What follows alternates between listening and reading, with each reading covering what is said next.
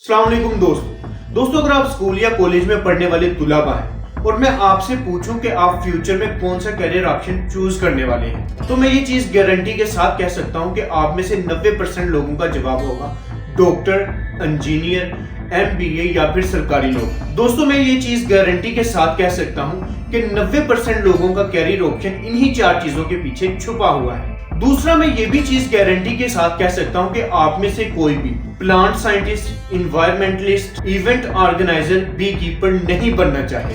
दोस्तों 3 इडियट एक Indian movie है जो पूरे पाकिस्तान और इंडिया की ब्लॉकबस्टर मूवीज में से एक है और ये मूवी बहुत से लोगों को पसंद है। इस मूवी में बार बार कहा जाता है कि अपने पैशन के पीछे भागो। किसी महापुरुष ने कहा है कि कामयाब होने के लिए नहीं, काबिल होने के लिए पढ़ो। सक्सेस के पीछे मत भागो, एक्सेलेंस का पीछा करो।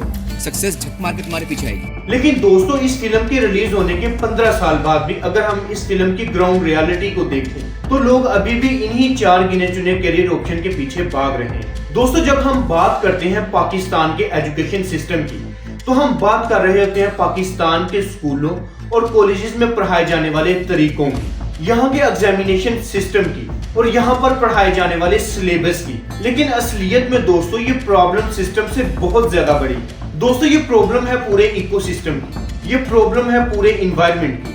अगर ये कहा जाए तो गलत नहीं होगा कि ये प्रॉब्लम है पूरे पाकिस्तान की। दोस्तों मैं यहाँ पर आपको एग्जाम्पल के साथ समझाता हूँ कि साल 2022 में पाकिस्तान के लोगों ने अपने एक दिन के एवरेज 6 घंटे गुजारे सिर्फ अपने मोबाइल की स्क्रीन को देखते हुए। तो नेचुरल सी बात है जब लोग फोन की स्क्रीन पर कुछ देख रहे होते हैं तो वो उससे मुतासर होते हैं क्योंकि वो अपने दिन के 6 घंटे मोबाइल पर गुजार रहे होते हैं। तो दोस्तों यहाँ पर डिजिटल मीडिया का बहुत बड़ा इम्पैक्ट पड़ता है। देखा जाए तो हमारे न्यूज चैनल भी सिर्फ 4 तरह की न्यूज से बड़े पड़े हैं, पॉलिटिक्स, सिनेमाज, स्पोर्ट्स और क्राइम। यही 4 टाइप की खबरें हमारे मुल्क के लोगों को दिखाई जाती हैं। दोस्तों पिछले 3 सालों की अगर बात की जाए तो सिर्फ पिछले 3 सालों में बहुत सारे पाकिस्तानी बाहर से मेडल और अवार्ड जीत कर आए। दोस्तों साल 2022 में कराची की 2 लड़कियों ने इंटरनेशनल साइंस कंपटीशन जॉर्जिया में टॉप प्राइज जीता। दोस्तों ये एक हिस्टोरिक मोमेंट था पाकिस्तान के लिए। लेकिन हमारे मीडिया में इस खबर को चलाने के बजाय क्या खबर चलाई जाती है कि हमारे एक्टर महफिज हयात ने अदाकारी के शोबे में कमाल कर दिया। उनकी फिल्म मैं पंजाब नहीं जाऊंगी ने 52 करोड़ का बिजनेस कर लिया। आपकी फिल्म पंजाब नहीं जाऊंगी ने बॉक्स ऑफिस पर 52 करोड़ रुपए से जायद का बिजनेस किया और कई इलाकाई और बैनुल अक़वामी अवार्ड्स भी हासिल किए। फ़न अदाकारी के शोबे में आपकी गैर मामूली कारकर्दगी के एतराफ़ में सदर इस्लामी जमहूरिया पाकिस्तान ने मोहतरमा महफिज हयात को तमग़े इम्तियाज़ का एजाज़ अता किया है।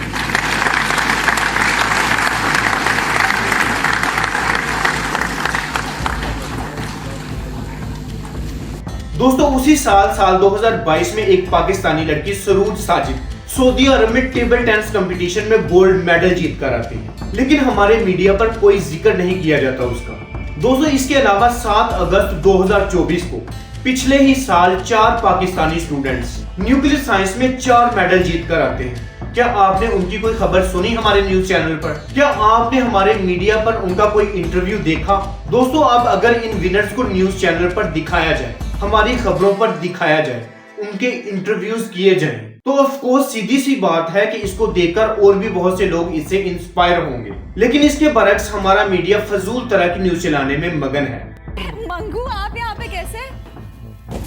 ऐसे तो ऐसे कैसे भाई? हम यहाँ जियो न्यूज का स्टूडियो, आप क्या कर रहे हैं यहाँ पे? आजाद नगरी का स्टूडियो समझ लिया, हम खबरें यहाँ पे दे रहे हैं मंगू। आप खबरें दे रहे हैं? जी ये कोई खबरें होती हैं? फिर आप बताएं क्या खबरें होती है? खबरें होती हैं कि आज बताएं कि सिनेमा में मंगू की फिल्म में कितना रश है। मंगू लोग पागल हो गए हैं, छोटे छोटे बच्चे, बड़े बड़े बच्चे, बूढ़े बूढ़े बच्चे, सारे बच्चे आए। अच्छा मंगू बताएंगे बुलेटिन क्या? चलो बता देते हैं नीलम। नहीं आखिर में चलो मंगू कह रहे आपको लिए चलते हैं सिनेमा घरों के देखें, बाहर क्या और हुआ? देखते हैं कि क्या रश है। हाँ ना देखे ना। हाँ?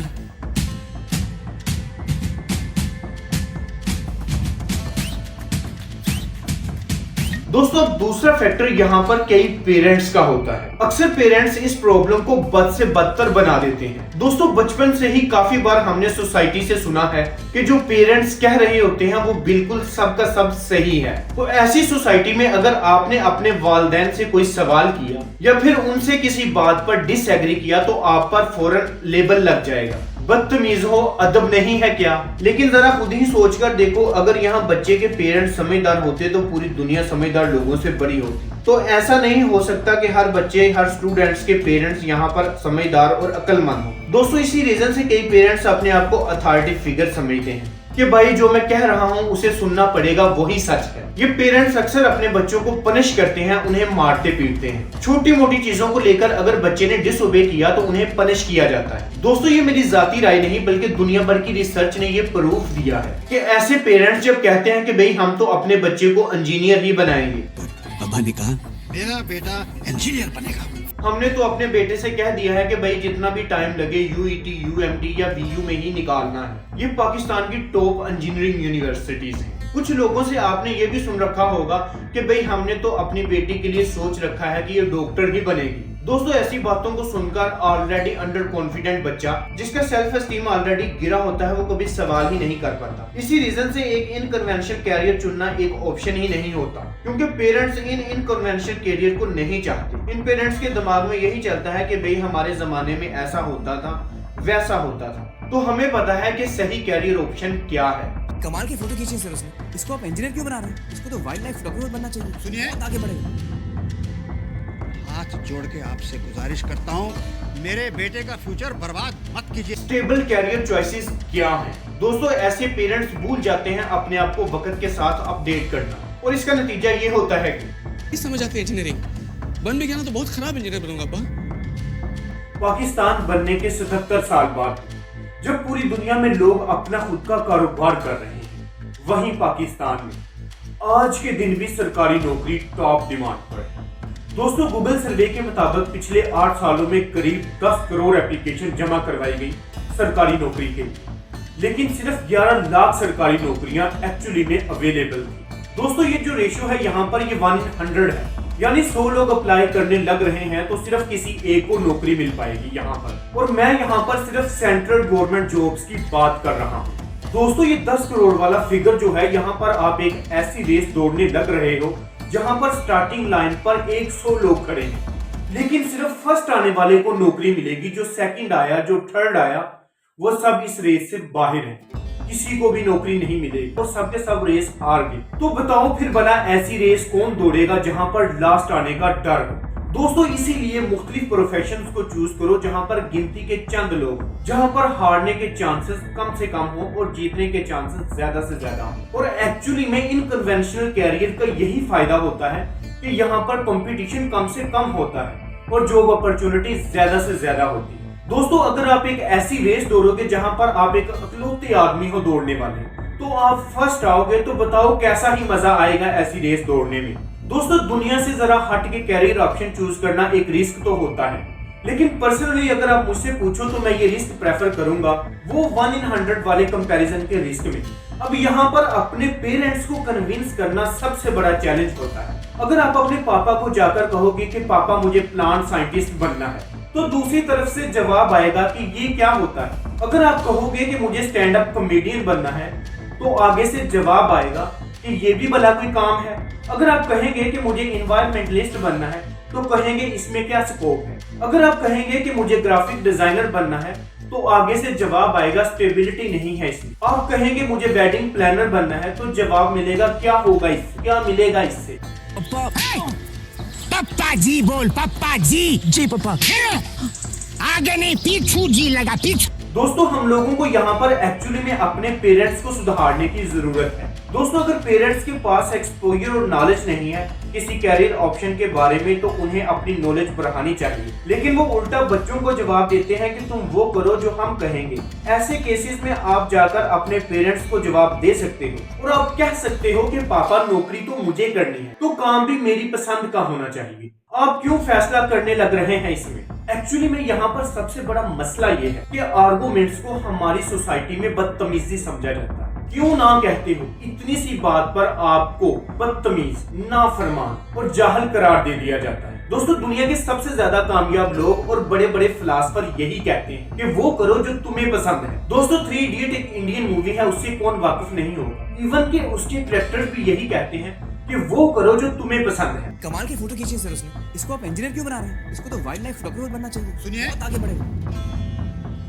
हाथ जोड़ के आपसे गुजारिश करता हूँ, मेरे बेटे का फ्यूचर बर्बाद मत कीजिए। दोस्तों, एक्चुअली में बहुत सारा डाउट और डर होता है कि मैं एक नया रास्ता चुन रहा हूँ और पेरेंट्स भी कह देते हैं कि चलो तुम्हें जाना है तो जाओ, लेकिन हम पीछे हट रहे हैं। यहाँ से इनडिसाइजनेस बढ़ेगी। यहाँ पर सोचने वाली बात है कि ऐसी सिचुएशंस में डर क्यों लगा रहता है। तो दोस्तों, कई कोग्निटिव बायसेस हैं जो यहाँ पर काम कर रहे हैं। दोस्तों, पहला है कॉन्फर्मेटिव बायसेस। एक्चुअली में जो एक एवरेज इंसान का दिमाग है वो कन्फर्मेटिव में रहता है बाकी लोग जो कर रहे होते हैं उसके साथ। और दोस्तों, इस चीज को बेसिकली पीयर प्रेशर कहा जाता है। दोस्तों, इसके पीछे एक एवोल्यूशनरी रीजन है, लेकिन इसका नतीजा ये होता है कि बेसिकली हम वो करना चाह रहे होते हैं जो हमारे इर्द गिर्द के लोग करना चाह रहे होते हैं, और उनको देखकर खुद ही वो करने का सोचने लगते हैं। दोस्तों, खुद ही सोचकर देखो कि क्या आप पंजाब इंस्टीट्यूट ऑफ कार्डियोलॉजी में पढ़ना चाहेंगे, पाकिस्तान का one of the top premier institute king Edward medical college में पढ़ना चाहेंगे आप,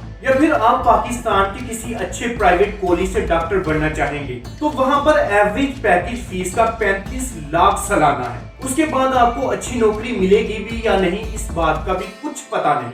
या फिर दूसरा ऑप्शन है आईटी करेंगे, आप इंफॉर्मेशन टेक्नोलॉजी में जाएंगे, क्योंकि इस वक्त हर कोई आईटी करना चाह रहा है। हम भी वही करना चाहते हैं जो बाकी सब लोग कर रहे हैं। आजकल फलां कैरियर का बड़ा बूम है, आजकल फलां चीज बड़ी इन है मार्केट में। हमारे दोस्त ने अपनी बेटी का आईटी में एडमिशन करवाया है, हम भी करवा लेते हैं। मेरे मामा के लड़के ने डेंटल का कोर्स किया है, हम भी डेंटल का कोर्स कर देते हैं। दोस्तों, एक्चुअली में एवोल्यूशनरी का भी एक एडवांटेज होता है। आज से कई हजारों साल पहले जब इंसान जंगलों में रहते थे, ट्राइब्स में रहते थे, तो वो लोग अपने घर के बाहर पत्थरों से दीवार बना लेते थे ताकि कोई शेर आकर उन्हें ना खा जाए। तो आपके लिए भी फायदेमंद होता उन्हें कॉपी करना, तो आप भी अपने घर के बाहर पत्थरों की एक दीवार बना लें। लेकिन आजकल के जमाने में ये चीजें फायदेमंद नहीं है एक दूसरे को कॉपी करने वाली। दोस्तों, इसके अलावा एक और बायस है एम्बिग्यूटी इफेक्ट। अब ये क्या होता है ये भी मैं आपको बताता हूँ। दोस्तों, अगर आपको 2 ऑप्शंस दिए जाएं चुनने के लिए, एक ऑप्शन में चांसेस का आपको पता है क्या है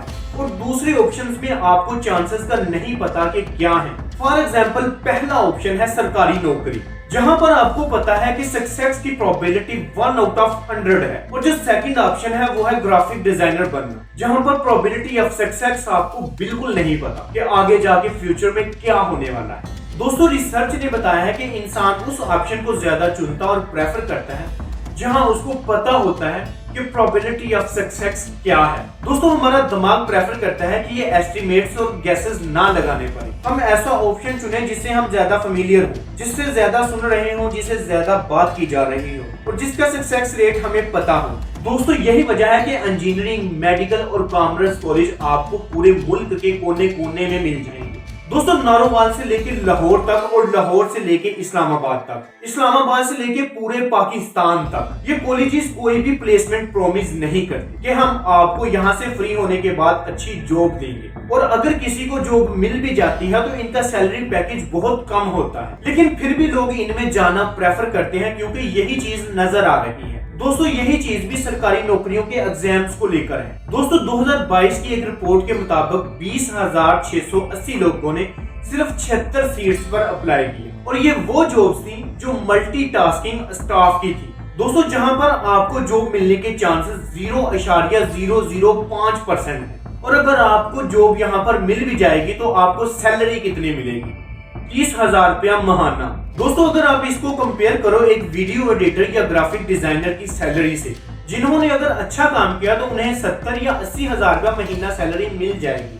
तो दोस्तों, हमारे मुल्क में लोग इस 70,000 की नौकरी को छोड़कर फिर भी 30,000 की सरकारी नौकरी को प्रेफर करेंगे, क्योंकि हमारे दिमाग में सरकारी नौकरी को लेके सिक्योरिटीज ज्यादा बढ़ चुकी है। दोस्तों, एक्चुअली में यहाँ पर सब पेरेंट्स को समझने की जरूरत है और सब पेरेंट्स के आगे भी दरखास्त है कि अपने बच्चों को वो करने दें जिनको वो चाहते हैं करना, बजाय इसके कि वो 1 in 100 वाली रेस दौड़ने लग जाएं। दोस्तों, आपको आज की मेरी वीडियो कैसी लगी कमेंट सेक्शन में लाजमी बताएं। और अगर आपने अभी तक मेरे चैनल को सब्सक्राइब नहीं किया तो मेरे चैनल को अभी सब्सक्राइब करें और मेरी इस वीडियो को ज्यादा से ज्यादा शेयर करें ताकि ये वीडियो मुल्क के हर कोने तक पहुंच जाए, बल्कि पूरे एशिया में पहुंच जाए और हर घर में मौजूद पेरेंट्स अपने बच्चों को समझें कि वो एक्चुअली में करना क्या चाहते हैं। मिलते हैं अगली वीडियो में, तब तक के लिए अल्लाह हाफिज।